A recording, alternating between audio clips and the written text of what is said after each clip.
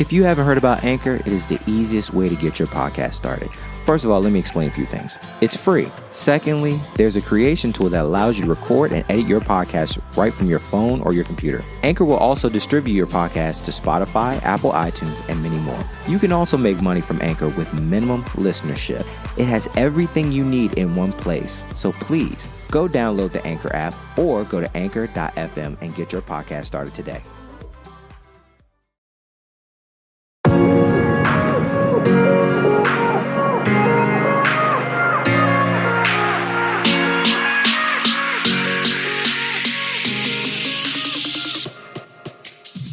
Hey, everybody, and welcome back to the Edmo Show. How are you all doing today in this Corona land that we find ourselves in?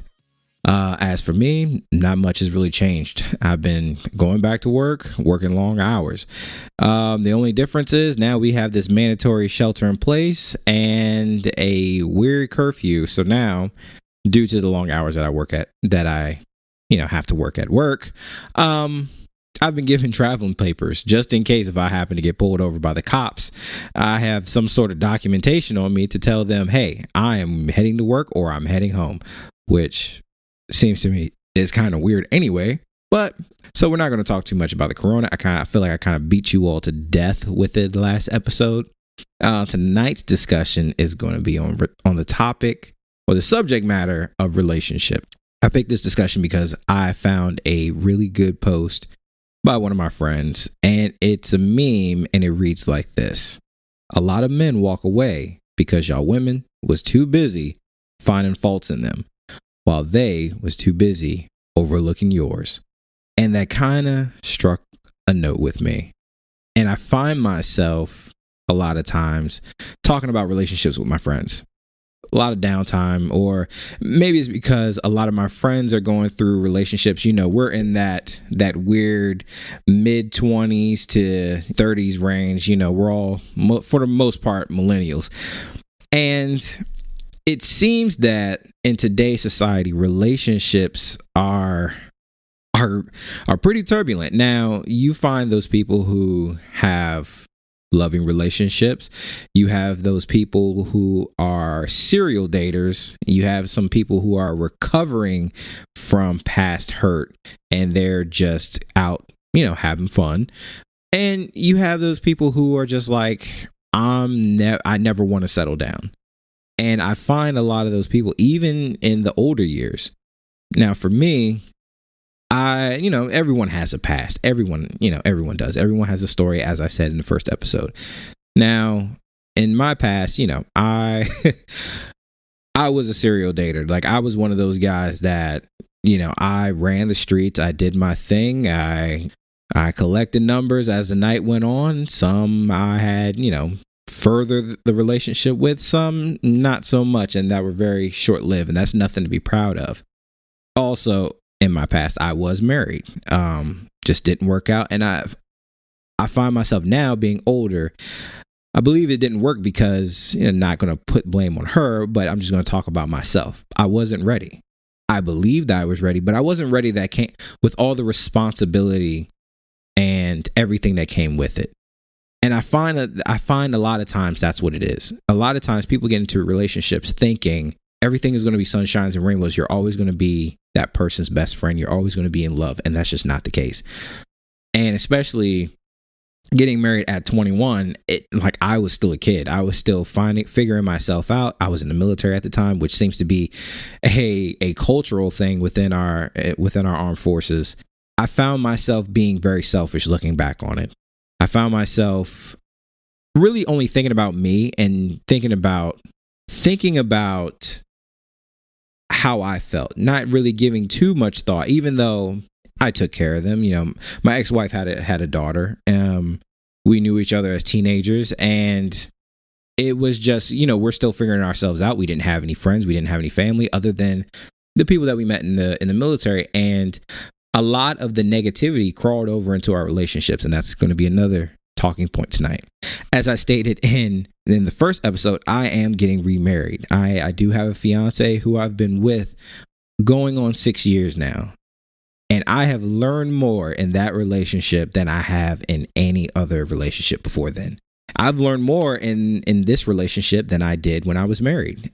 Than having a wife and a kid. I've learned more from the woman that I'm going to spend the rest of my life with than anybody ever before, even more from my parents. A lot of times people take advice from miserable people, and people make other people's problems their problems. Now, I am blessed to say that my fiance now, she is not one of those people. She is one of those people where it is you and me against the world. No matter what these people say, no matter what's going on in someone else's household, it's you and me, baby. And I love you for it. Now, getting back to relationships, what I'm finding people saying is that they're trying to look for that perfect person. They're trying to find that Prince Charming, that knight in shining armor, at least on a women's standpoint. And men try to find someone who just maybe doesn't exist. You know, they're trying to find that good-looking wife that can stay home, who keeps herself sexy all the time, and then you can still do what you want. And I find a lot of times, you know, both men and females, males and females, oftentimes use the media, use these reality shows to kind of sculpt their relationships or formulate their appearance to the outside world.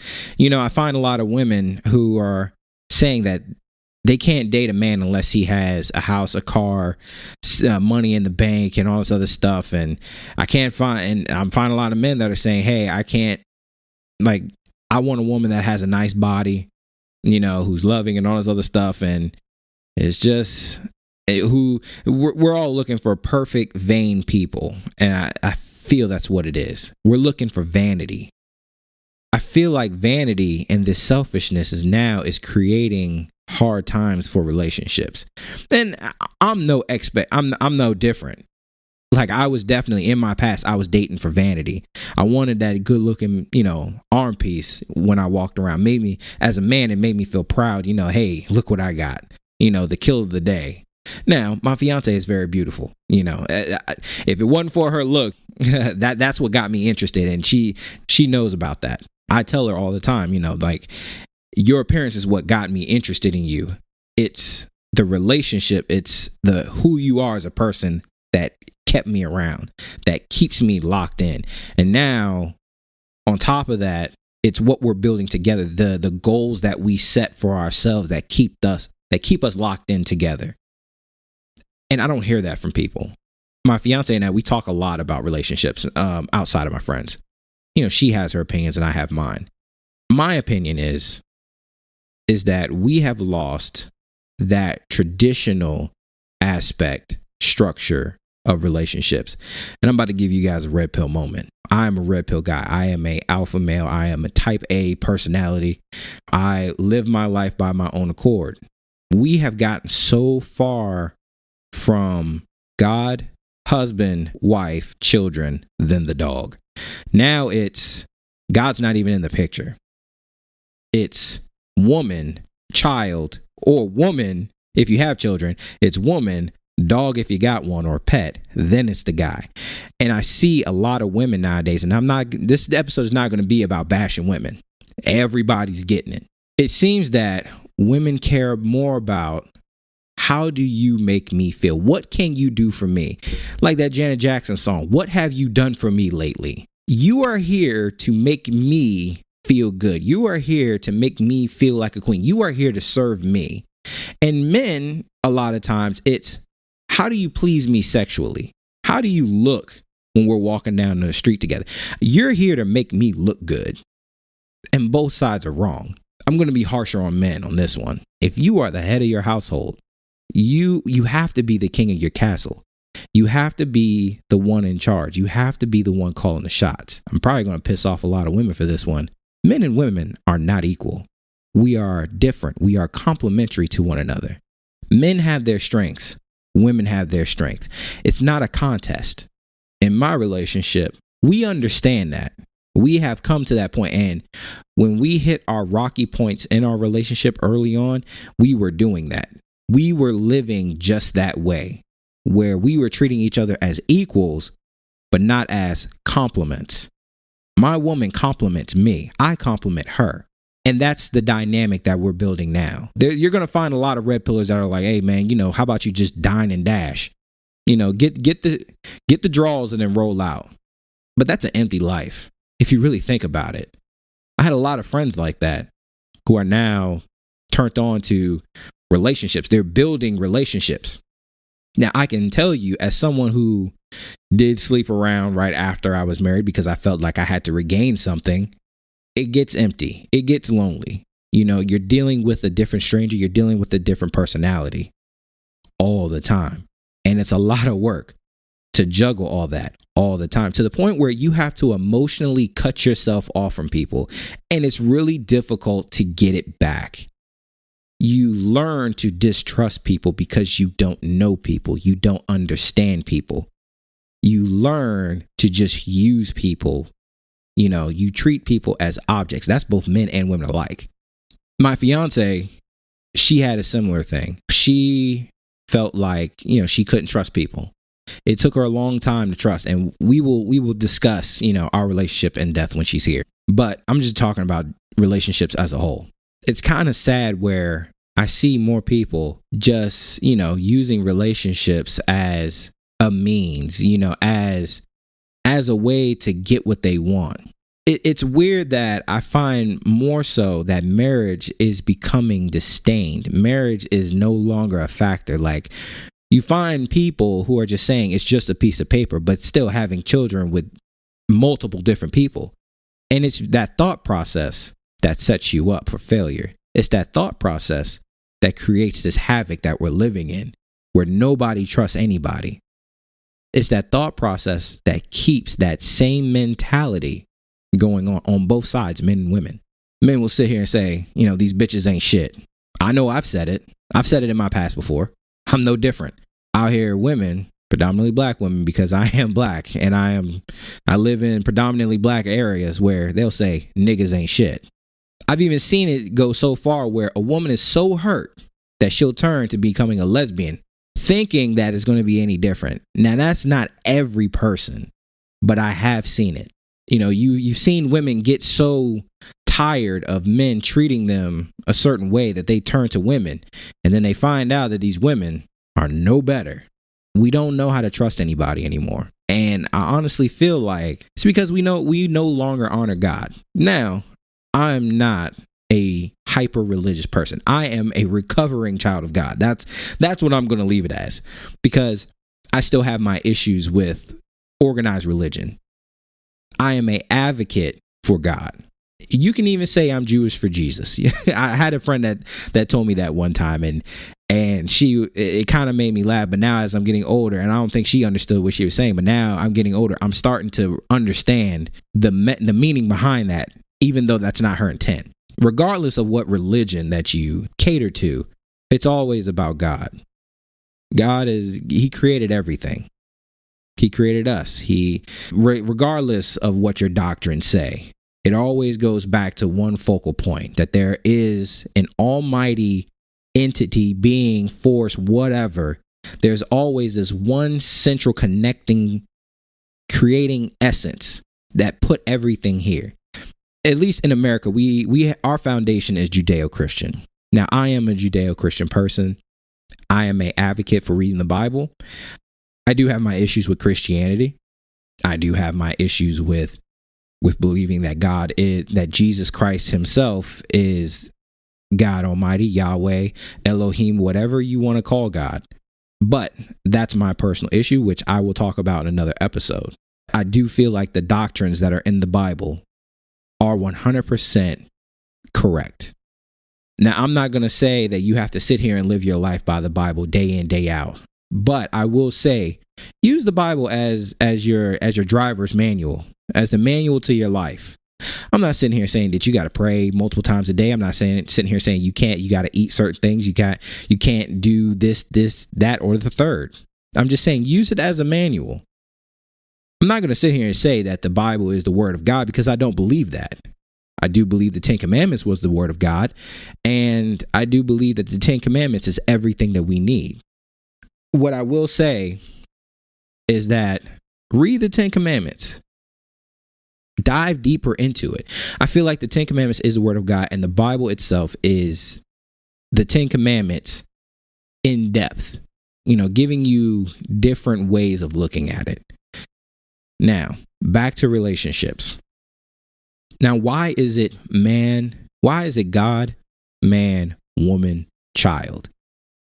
Now, some of these I have learned from Dennis Prager, from his books, Exodus, and I've started reading his new book, Genesis. And I do feel like those are very good tools that you can use. And I've also looked at other religious figures or religious commentators like Alfonso Rachel from the Zoloft and Rabbi Friedman and other, religious people. In relation to God, man, woman, child, why is that dynamic? Why is that so important to our society? Well, we all serve something. And I will say that. Everybody is servant to something or some entity. If you're all about sex, guess what? You worship sex. Sex is your God. If you are about money, you worship money. Money is your God. If you're about nowadays marijuana has become your God. You have now subjected yourself to these things, and God is above all that.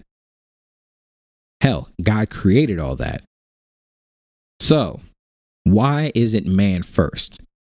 Because now, depending on who you say, it's because, God created Adam. Maybe that's it. Who knows? But here's my idea. God created man. It's man first because men have to look up to something. We have to. We have to emulate ourselves behind something. We do it all the time. We emulate ourselves after entertainers. We emulate ourselves after celebrities. We emulate ourselves after things that we feel are a higher purpose. People walk around looking like rappers because they emulate rappers. These women nowadays are walking around with their body parts hanging out because they emulate these women that are getting men's attention and getting paid for it. We all emulate something. I feel like that's why in the Bible, God is always referred to as he, even though God is not a being. God is not a person. Because it is important for us to, as men, to emulate something higher than ourselves. And I'm going to dive a little bit deeper into some esoteric thinking. It's because God is a creator. God creates and God destroys. Men create and men destroy. We create empires, we create nations, but we also destroy what we create. And I feel like that's a very close connection that men have with God. Women don't create anything. Now, feel how you feel, but women do not create anything. Women do not create life. Men create life. If you look at our sex organs, and I'm going to get a little esoteric, and you can disagree with me. Sperm is a living thing. It moves. It has a purpose. An egg doesn't. It just sits there. It waits. It nurtures. A woman's nature is to nurture.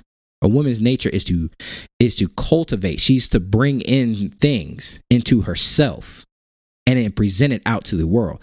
But in order to bring in something has to be created. Men create. That's where we complement each other. Men are creators and destroyers, and women are always nurturers. Women nurture culture, children, and future. That's it. And that is the amazing thing about women and men. Now, also look at it. Women live longer than men. Is that, and it's not because of any wartime society or anything like that. I think it's purposely designed. Women have to carry on legacy. They have to carry on stories. They have to carry on culture.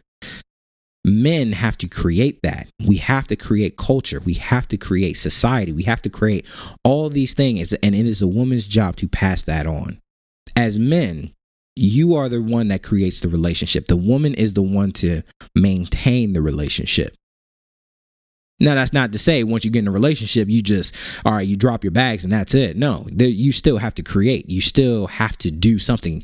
Men have to have a purpose. And a man that doesn't have a purpose is a child. And now look at it. A woman just is. If you look at any real culture, the moment she has a period, she is ready to be a mother. Men have to forge men, and we are not forging men anymore. We are allowing boys to pretend to be men without going through any hardship. Being a man is a ritual. Being a man is a sacrifice. All men have to sacrifice themselves to something. All men have to sacrifice themselves for a higher purpose. Now, that's why in the Bible, if you look in the Old Testament, men have to get circumcised. They have to sacrifice themselves to something. You have to bond yourself to something. You can't just do what you want. You can't just be who you want. You have to have a purpose. It's that purpose that binds you to your woman. It's that purpose that binds you to your children. That's why in last episode, I talked about charity. We all have to do something for somebody. We have to take care of one another. We're not doing that anymore. Men are walking around thinking that because they have a beard, that they're a man. That because they can hold their alcohol, they're a man. And they haven't subjugated themselves to anything. They haven't sacrificed anything. They haven't suffered for anything. Being a man is about sacrifice and suffering. But in sacrifice and suffering, guess what you find? You find happiness. You find joy. Because without the dark times, how can you really appreciate the bad times? Now, I can say as a man who has been married, a man who is getting married again to an amazing woman, as a man, it makes me feel good to do something for my wife. It makes me feel 100% more in tune with my masculinity when I sacrifice my time from her to put in long hours, to invest my time and my money, and then I bring home the kill. And I love seeing the look on her face when I do that. I love seeing that's the purpose. I do things to make her happy because that is my reward. Now, in turn, that doesn't mean she can just sit around and do nothing. Because as a woman, guess what? I'm a man. I still have sexual urges. I still have sexual needs. And my woman has to please me. It's a medium of exchange. If I'm not willing to do anything, if I just sit on my butt at home and I play video games, guess what? I lose everything that I created. I will lose my woman because guess what? I'm not providing for her. And I wouldn't expect her to stay. I have to keep doing what I'm doing. I have to keep working. I have to keep trying. Because as a man, that's what you have to do. The food just doesn't pop up on the table. You got to go out there and get it. You got to go out there and kill it. You got to go out there and bring it home. Now, a woman's job is she's supposed to take everything that you bring home and make a home out of it. A woman's job is to make a home. A man's job is to provide a home. And we're losing that today. We are losing that today. We have too many people who are so into themselves that they don't know how to deal with disappointment. They don't know how to deal with being told no, or being told that they're not good enough, or that they're not being pleased to someone else. Relationships at work. If you go in thinking that you're going to stay the same person, your relationship is already doomed. You might as well just pack it up and go home. Because I can sit here and tell you, I'm not the same man that I was 6 years ago. And a lot of that is, I would say 50% of it is myself wanting more because that's just who I am as a person. But also, I give the other 50% to her. Because since she is a similar person and we have the same goals, she never lets me slip. And I'm not always perfect. There are times when I want to sit at home and do nothing. There are times when I do get in my lazy moment. There are times when I suffer from comfort. I get too comfortable. I don't want to move because I am comfortable. I lose my masculinity when I get comfortable.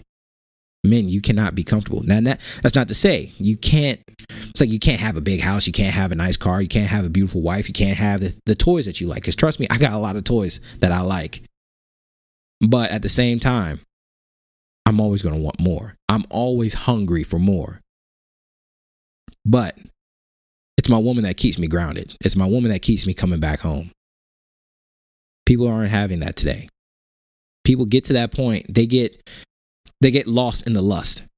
Once that lust wears off, there's nothing else. They don't like that person. They don't recognize that person. The moment that person exposes some vulnerability, they want to run away because they don't want to deal with it. And I see it all the time. I see people getting bored. And trust me, I've been there. I've been there in this relationship. We weren't always happy. We weren't always getting along. And I would say the moment our relationship changed was the moment when we had a sit down conversation and we got 100% real with each other.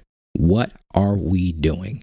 What is the goal? What is the plan? Once we talked about that, everything became clear. Then we had to have that hard question. What is our no? Because if this is what we're doing, what is something that we can absolutely not forgive? Our own personal 10 commandments. We said, as long as none of us mess with the money without talking to the other person, or infidelity, the moment someone cheats, that's it. It's done. Anything else we can work through. Anything else we can get past. And that's not to say that you have to have the same goals as us. But having rules, having boundaries, having commandments, it makes things a hell of a lot easier. We're not always going to like each other. We're not always going to agree. We're not always going to see eye to eye. But as long as we have these things that we're working towards, and as long as we know these are the things that you and I cannot do in this relationship, or it's done, then it makes working past problems a hell of a lot easier. I can get over your bad attitude. She can get over my bad attitude. Maybe somebody had a bad day. We can fight. We can argue. We can scream. We can leave. We can do whatever. As long as the other person doesn't take it out on our finances, which takes care of our house, and as long as no one invites another party into this relationship or cheats or gets out of the relationship, because once you do that, then there is no relationship. You've just ended it right then and there. It's made things a hell of a lot easier. It's made our fighting less because we realize there's nothing to fight about. Yeah, we can disagree. Yeah, we don't have to like each other all the time. I still love you. Love doesn't mean I always have to like you. But you are my partner. We're going to make it through this. And we both kind of got that from dealing with friendships. I have friends that I've known my entire life, and I would take a bullet for them. I don't always like them. I don't always agree with them. I don't always like their life choices. I don't always like the things that they involve in their life. But guess what? I love them. I will be there for them, and they have been there for me. Now, I have other friends where we don't have those values. I don't talk to them all the time. We don't talk. But even in that, those are deep lessons that we all have to learn. People don't even have friends anymore. People have associates. People have, they have their friends for purposes. These are my friends that I have when I go out. These are the friends that I have when I want to do couple things with. These are the friends that I have when I want to go do hood rat things with. We don't have actual friends where we can be real with one another. I have a couple friends that I've grown up with who have seen me in every facet of life, and that vulnerability binds us together. And I've seen them. They understand who I am, and they do call me out on my bullshit. Because everybody's a bullshitter at some point in time. My woman is the same way. But that's the thing. People don't want to be called out on their bullshit. It breaks my heart that I find women who say that they don't want to have children. They don't want to have a relationship. They don't want to do this. They don't want to do that. And then me being the asshole that I am, I say, then why the fuck are you here? What is your purpose? If you don't want to build a family, now, there's some people who don't. That's perfectly fine. But if you don't want to build anything with anybody, if you don't want to build a home, if you don't want to build a relationship, if you don't want to have a child, why are you here? Why? You're literally wasting time and space. You are here, like you're that person that comes to the party and doesn't bring anything, but then eats up everything and rolls out and doesn't even talk to anybody. And I've severely disliked those people. Like how disrespectful is that? Everyone's having a good time. Everybody's contributing. You show up empty-handed, and yet you leave with the biggest plate, and you don't even stick around. You dine and dash. You're a life dine and dasher. And really think about that. You're so into yourself. And to me, that is so heartbreaking, because you're so into yourself that when you die, you leave nothing. You'll have nobody. There's no one that's going to be there to remember you. There's no one that's going to be there to pass on your legacy or pass on what you've taught them. I talk to my dad all the time, and I didn't know my great grandfather. I barely knew my grandfather, but I live with their lessons all the time because that's what my dad has given to me. And whether I remember it or not, or whether my kids will know where they got those lessons from, is still the lesson. The lesson is still being passed on.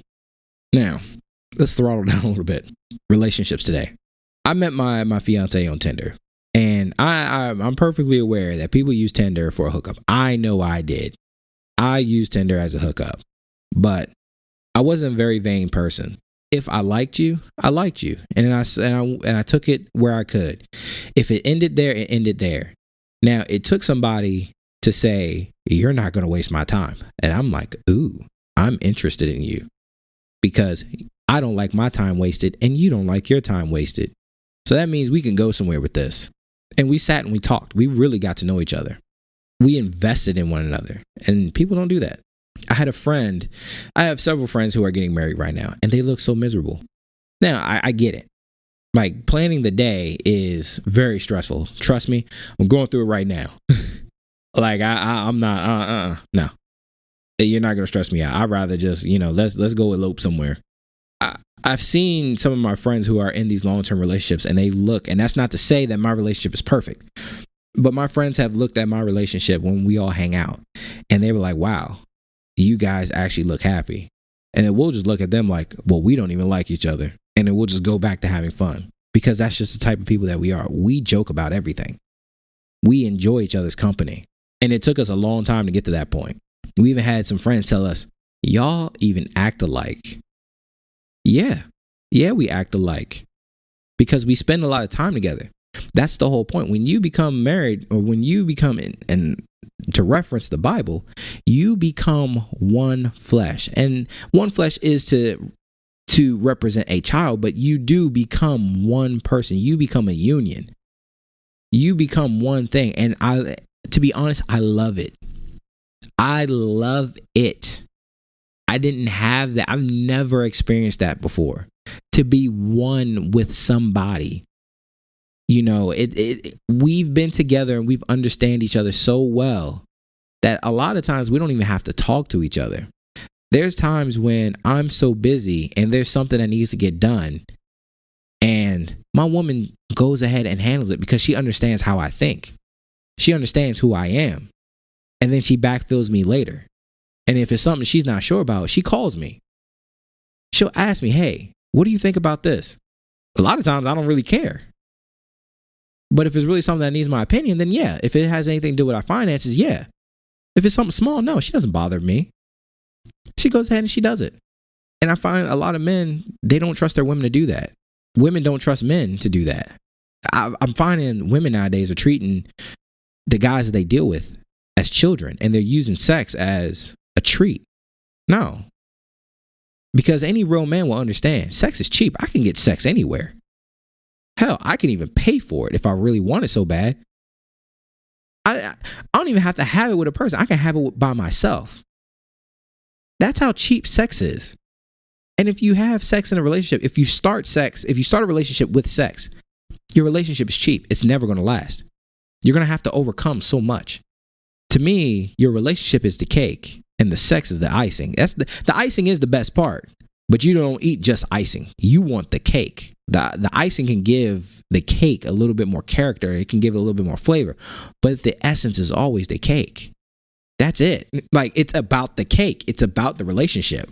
People don't want to have relationships anymore. They want to have sex. They want to have empty, meaningless connections, and that's it. They want to have hookups. Now, I'm not going to lie. When I was single, yes, I had a rotation. And it gets old. It gets empty. Then you end up getting tired of your rotation. Then you want to have a new one. Then you got to put some work in. And I'm a very lazy person. I'm not even going to lie. I am a lazy person socially. Why am I going to sit here and work for something that's not going to benefit me? Why am I putting all this time in for something that's not going to benefit me? And that's the realest thing possible. People are working too hard for nothing. People are working too hard for no investment. I'm working hard because this relationship is an investment. We want things. We have the same goals. We want kids. We want our legacy to pass on. We want. People don't want anything. People want to feel good right now. They want to feel good in the moment. But moments don't last. Moments are very brief. And then the sad part is you're creating people because of moments. You're creating people because of how you feel. We're allowing kids to be born into bad situations, to parents who don't like each other, parents who don't know each other, parents who can't stand each other. And that weighs on a child's soul. It does. It messes with their identity. Women are sleeping with men because of what they can do for them. Men are sleeping with women for bragging rights. And it took me a long time to learn that. It took a mentor to really sit down with me and ask me, what the hell are you doing? Yeah, you got the women. Yeah, you got the money. Yeah, you got this, and that, and third. But what do you got at home? Nothing. You go home, you go to sleep, you go back out. And for what? You got nothing to show for it. You got some stories. That's all you got. You got experiences. That's it. You ain't got nothing else. You're cheap, you're broke, and you're low. Because all you care about is how you feel. And it really dawned on me. It really weighed on my soul a little bit. Sex is very cheap. It's cheaper than alcohol. It's cheaper than drugs. But drugs and alcohol can ruin your life. Sex can ruin your life. I've seen it firsthand. I've seen what it does to people. It turns people into who they're not. We're raising children without fathers. We're raising children without family. And then people want to say like, oh, well, it's his fault. It's her fault. You have some people that are talking about, well, you shouldn't have gotten pregnant. Oh, you should have pulled out. Well, how about this? How about you should have got to know that person first? That would have alleviated everything. How is it that I like you enough to sleep with you, but I don't like you enough to marry you? And it really breaks my heart. It's a lot of, like, I find women who get in these relationships with men. They don't understand the man. They don't understand men, period. They use sex to kind of keep them around. Then they have a kid with them. Then the man has no connection to her, has no connection to his kids. And then now she's stuck here with a kid. Then she takes her pain out on her child. What is it doing to us? Luckily, in my relationship, we said we're not having kids until we say I do. Yeah, we both enjoy sex, but we're not having kids. It's that easy. We are not having kids. Now, I'm not going to sit here and destroy a life because of me, because I wanted to enjoy a moment. And that's what you're doing. That'll be another discussion. Relationships nowadays are very few and far in between. Now, in the darkness, there is light, because I do have friends who have such great relationships. Young people who have great relationships. I've met people in the military who stood the test of time, and everybody knows in the military, 9 times out of 10, your relationship is not going to last. And I was one of those statistics. My relationship did not last, but that was because of me. But these people stood the test. Now, that's not to say they didn't have their problems. Everybody has problems. And I love seeing them. I love seeing my friends from the military who have kids who look happy. That's not to say that they don't have their issues, but they are still holding on despite their issues. And that's a beautiful thing. But I hate seeing people who have kids and don't commit. Like, what are you doing? You are producing people and you're not committing to them. Anytime you have a child and you don't marry their parent, you are not committed to your child. Now, it's different if you're married and you have children and the marriage doesn't work. That is something completely different. But if you're out here and having a relationship and you're not committing to that person's parent, what are you doing? You just wasted someone's life. You just wasted your time. You wasted 18 years of your life. That's both men and women. Women out here having kids because they think the man's going to stay. The man's not going to stay because of a child. Men out here thinking that they can drop their load on a woman and walk out. Nah, bro. Now you just ruin a kid's life. Now you've taken a piece of that child away, because a woman knows 100% of the time that her child is hers. A man doesn't have that luxury. And the child suffers for it. The child does not know like who their father is. And I'm finding a lot of people are going through that.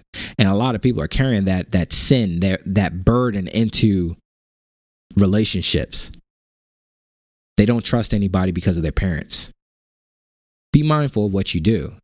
Be mindful of who you sleep with. Be mindful of who you entertain. And I'm so proud of my friends who are like me, who found the light. One of my best friends, this man was an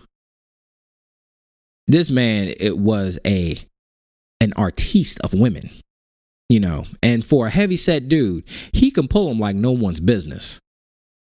This man was a pastor of Putang. He had a way with women despite his size.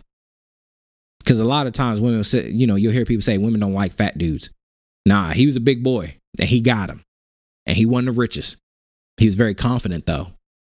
But even he found that it was getting cheap. It was getting old. Now, luckily, he found a woman who changed his life. Well, correction. He found a woman who accentuated his life. Because a woman can't change a man's life. Only a man can do that. We cannot change each other's lives. Despite what you think. I can't change your life. I can only help you.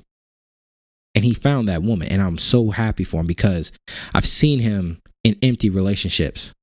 And me and him have had the conversations. What are you doing? Why are you wasting your time? Because time is fleeting. We don't have time. Now, he'll probably be on a show too. Now he's in a loving relationship to a woman who adores him, and he adores her, and he treats her differently than any other woman he's ever dealt with before. And that's because of her. Women, you have to come to the table with something. Your looks don't mean anything. Your looks just get us interested. Now he has a loving family. He has a daughter who he adores. And he's completely 100% different. Now he still has his smooth ways about him, but he upholds his woman. And women, isn't that what you want? But she also treats him like a king. Men, isn't that what you want? I'm going to give you guys a taste of another episode.